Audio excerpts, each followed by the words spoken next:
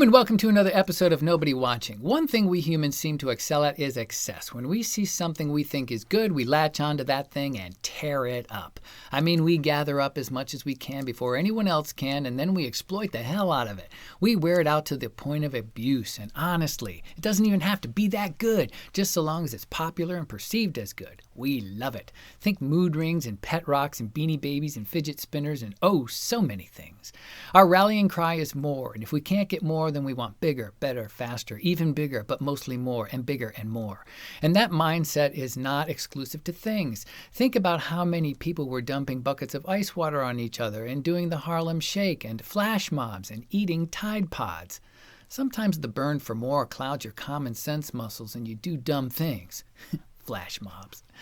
And all those pale in comparison to the runaway freight trains of event excess covered under the subheadings of proposals, promposals, and all the other little posals, and high-test gender reveals.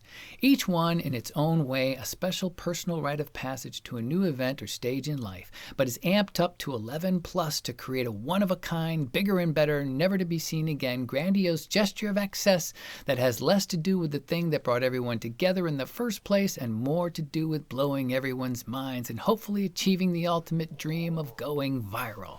Where did we go wrong?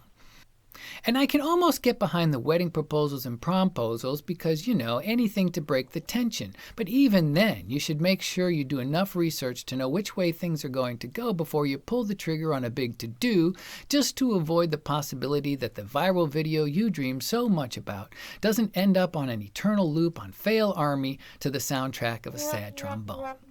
The one I really don't get is the gender reveal. I mean, I get the desire to share with friends and family the gender news as it relates to your pending bundle of joy, but in scale.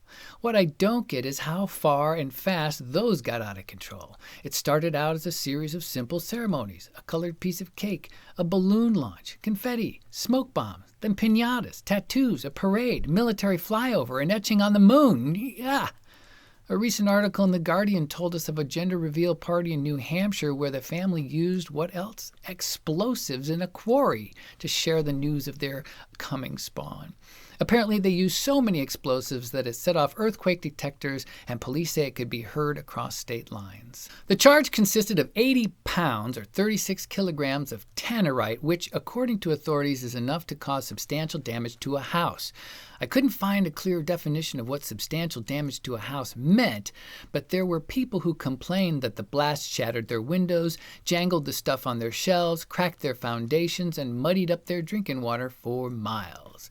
Luckily, there were no personal injuries, and the person who set off the explosives turned himself in to the police. But wow, somewhere in the thought chain, the notion formed that this was a good idea, and it shot right to the top of the list, unseating any other potential ideas. It was put into practical planning stage and eventually the idea execution phase. To everyone involved, this was the good idea, the one to go with. Nothing else would do. 80 pounds of explosives, where do we sign? By the way, it's a boy. But this story aptly represents my point. We love our excesses. There were no apparent breaks in the chain when someone mentioned 80 pounds of explosive. If there was, it was just too little too late. It was a go. And that is not the most extreme example of over-the-top gender reveals. Pyrotechnics at one event sparked a major 47,000-acre wildfire that caused $800 million in damages. Others resulted in injury and death. Happy Gender Reveal Day, y'all! Sure, one could argue those extreme cases are outliers, uncommon and unlikely, and what are the chances? Then again, 47,000 acres up in smoke. I'm sure nobody thought much about consequences there beyond getting that fuse lit. If there is an upside to these folks who go to the far side of extreme for their baby announcements and such, it's probably that there is quite a bit of wiggle room for the rest of us to function in. I mean, there's a whole world of possibility that sits between a Mylar balloon and 80 pounds of high-grade explosives. Think, too, about those folks who have big families. Are you going to blow up something for every one of those kids? Which one ends up on the short end? And the other thing is, while the base intent is obvious, does it make sense to continue to think of your spawn in such simplistic and possibly archaic terms? As weird as you may want to make it, you're putting a stick in the sand that says we are having a child, and we are officially starting that child's life off by putting into everyone's mind the assignment of what we stereotypically expect them to be: blue for a boy, pink for a girl. Now enjoy the relief that comes with knowing which gender-appropriate gifts to secure for them once they get here. Maybe instead of just announcing the gender, we should shoot for loftier aspirations. What about career reveal parties, where a table full of bubbling test tubes means the infant will grow up to be a scientist? But nobody is likely to do that because, as cool as science is, you remember science, you would not want to label them so early and weigh them down with those expectations. Maybe they won't want to be a scientist. Most people want their children to self-actualize with the hope that their chosen path leads them to some sort of happy existence and doesn't lead them to jail or deep into harm's way. If you push them into a preordained and defined space like that, somebody's bound to be disappointed. So why do that with gender?